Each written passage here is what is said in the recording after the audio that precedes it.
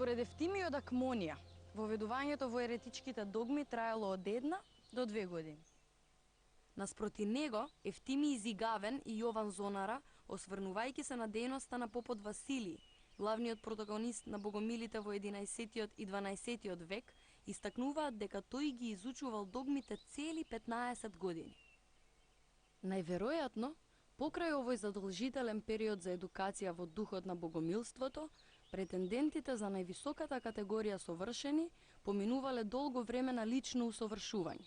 Совршените богомили се придржувале кон радикалните форми на аскетизмот, манифестирани и преку постот, постојаната молитва и напуштање на семејствата и брачните заедници.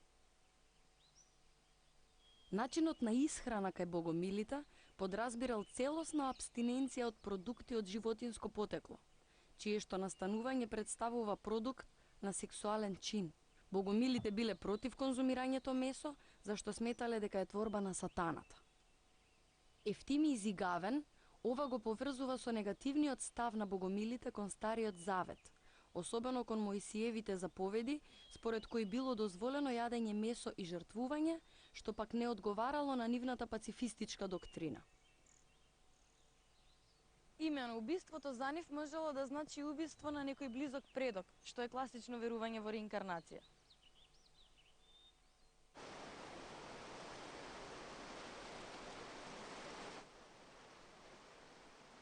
Во полемичното дело против босанските богомили, освен нејадењето месо, се споменува и нејадењето јајца.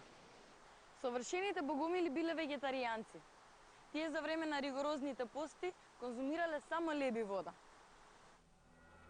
Постојаната молитва била составен дел од животот на богомилите. Честопати нивните молитви имале и медитацијски карактер, така што тие не само насон, туку и најаве го гледаат Отецот како старец со голема брада.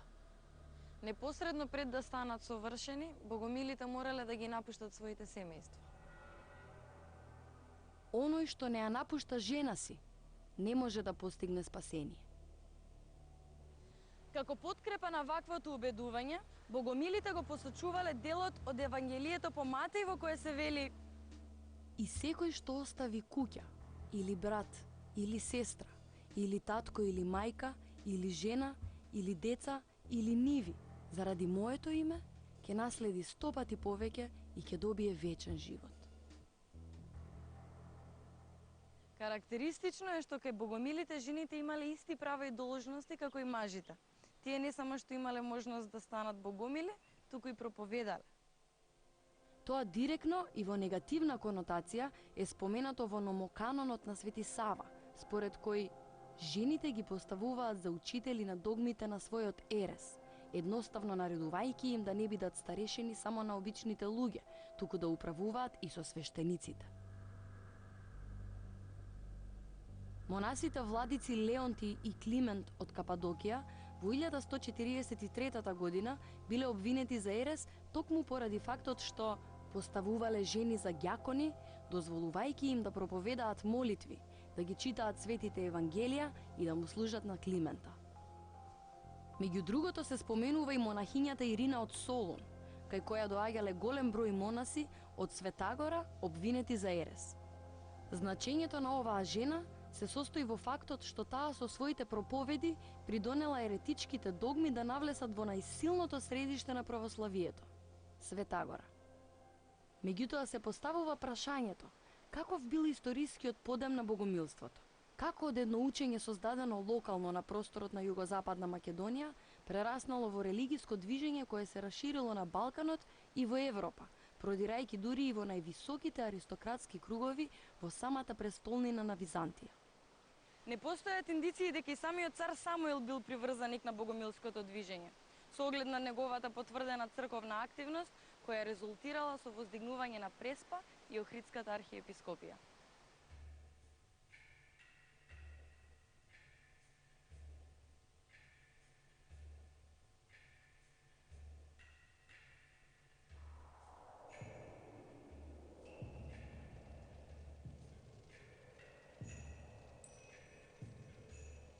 Богомилите ја продолжиле дејноста и во новите услови настанати по ликвидирањето на Самуиловото царство во 1018 година и воспоставувањето на византиската власт. Тие се споменати и како учесници во антивизантиското востание во Македонија предводено од Петар Делјан. Во барските анали се наведува дека во востанието на Петар Делјан активно учествувале македонци и павликијани, кои што по неуспешниот исход на востанието пребегале на Сицилија. Нема сомнение дека под поимот павликијани треба да се имаат предвиди богомилите, кои паралелно со православното население дале свој придонес во востанието против византиската власт. Најголемиот подем на богомилството е забележан за време на владеењето на византиската династија Комнини во 80-тите години од 12-тиот век.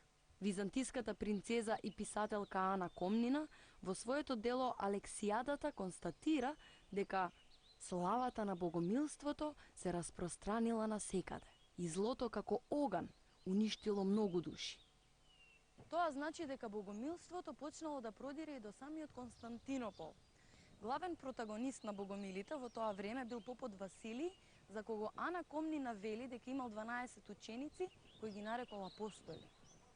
Византискиот император Алексиј I Комнин ја согледал опасноста од богомилската ерес во самото срце на Византија. Поради тоа тој веднаш презел соодветни мерки против движењето.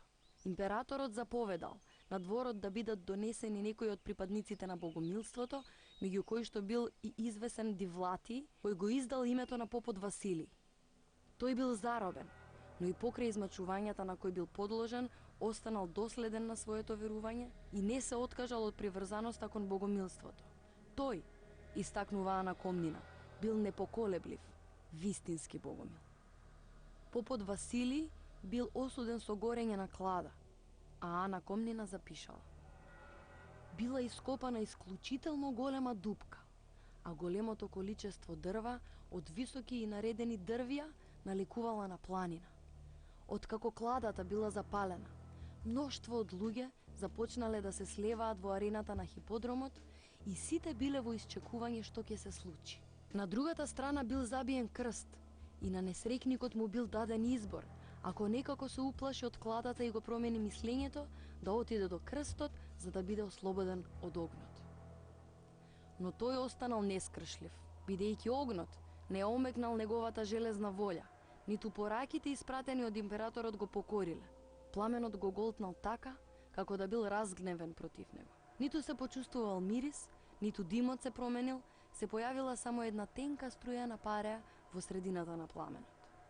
Така го завршил животот тогашниот главен водач на богомилите, попот Василий, кој ја демонстрирал својата доследност и непоколебливост во верувањето, како вистински совршен богомил.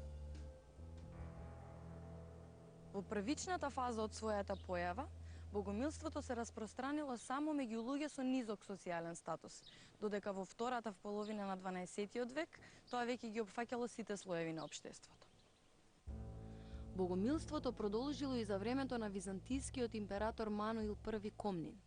За широките размери сведочат и податоците содржани во житието на Свети Иларион Мегленски. Имено, по преземањето на функцијата епископ, Свети Иларион дознал дека мноштво манихејци, ермени и богомили подготвуваат разни буни и лукавства против него и брзаат правите по срце да ги турнат во мрак, одвраќајќи го и грабејќи го православното стадо како некои диви зверови. Во колкава мера било застапено богомилството говори и фактот што и самиот византиски император Мануил Комнин за малку не отстапи од нашата благочестива вера, ако не беше подкрепен и утврден со догматските поуки од блажениот Иларион. Откако го надминал искушението и се вратил кон православната вера, Мануил Комнин наредил да се очисти од стадото целата богомилска ерес и тие што од срце им се покоруваат на благочестивите догмати, да ги прима и да ги вбројува во избраното стадо, а оние што не се покоруваат и остануваат во својата нечестива и одвратна ерес, да ги тера негде далеко од стадото на православните. Почнувајќи од 12-тиот век, богомилското учење започнало да се шири во соседните балкански земји и во земјите на Западна Европа. Соочен со опасноста од распространувањето на богомилската ерес, српскиот владетел Стефан Немања Свикал собор на кој еретиците биле осудени на прогонства, конфискација на имотот и физичко ликвидирање.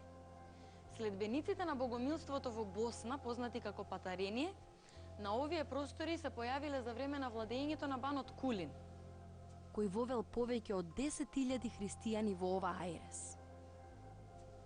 Во периодот на 13-тиот век, Македонија се соочувала со постојана промена на власта, што секако придонело за поинертното делување на богомилите. Во прилог на тоа говорат и скромните изворни податоци од охридскиот архиепископ Димитрий Хоматијан, кој во едно од своите писма се осврнал на еретиците, кои го отфрлиле месото и виното. На 16 април 1346 година во Скопје, Стефан Душан, во присуство на српскиот патриарх, охридскиот архиепископ и трновскиот патриарх, се прогласил за цар. Душан се погрижил во законикот составен во 1349 година да го санкционира делувањето на богомилите, внесувајќи одредби за казнување на оние кои биле приклонети кон богомилското движење, односно како што стои во законикот за секој изговорен бабунски збор. Богомилското дејствување во овој период било особено изразено во Јужна Македонија, во околината на градот Солун и на Светагора. Во житието на Теодосиј Трновски се споменува Ирина од Солун, која откако внимателно ја изучила целата лоша масилијанска ерес, тајно им ја проповедала на сите оние што оделе кај неа да вршат гнасни дела. Со своите проповеди пред монасите, монахињата Ирина придонела за пренесување на еретичките догми во монашките средини на Светагора.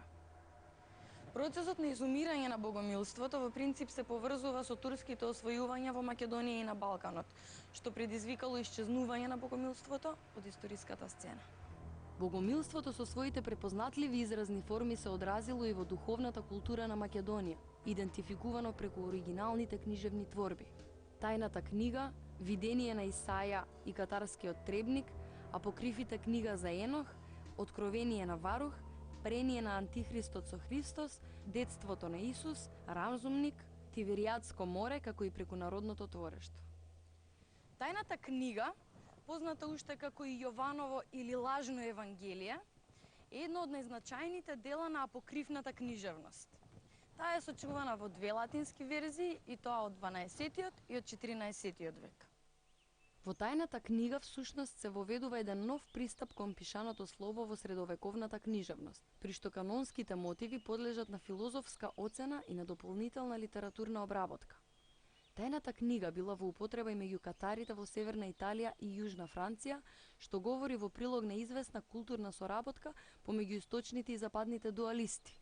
Голем дел од богомилските идеи преку апокрифите биле инфилтрирани и во народните приказни, особено во оние со дуалистички карактер. Македонскиот фолклор изобилува со приказни, особено кога станува збор за вечниот антагонизам меѓу доброто и злото, понатаму мотиви од богомилските обреди, како и циклусот народни умотворби посветени на Адам и Ева и нивното протерување од рајот, како и спротивставеноста помеѓу доброто и злото преку ликовите на Господ и ѓаволот. Тоа е придонесот на Македонија, како земја во која што започнало богомилството.